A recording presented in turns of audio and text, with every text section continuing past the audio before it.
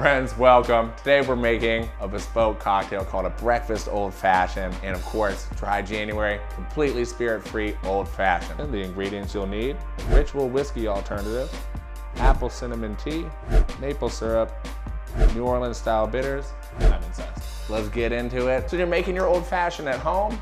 Ice in the glass first, super simple. We always recommend a big rock.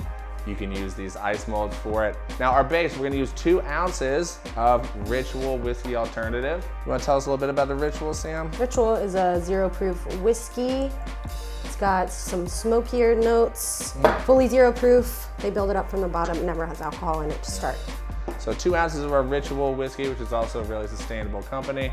And then we're gonna add our simple syrup, okay? It is a maple and apple cinnamon simple syrup, which sounds really complicated, but it's simple.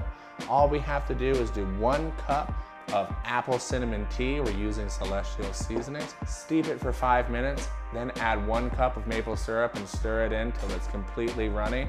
And that's it. So we have that in. Next, we're gonna add our all the bitter New Orleans style bitters.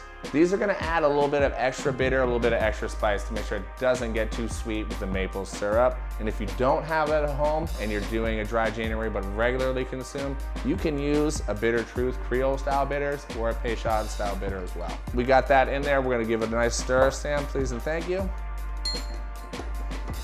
And the stirring is gonna open it up and dilute it and make a really, really tasty old fashioned for us.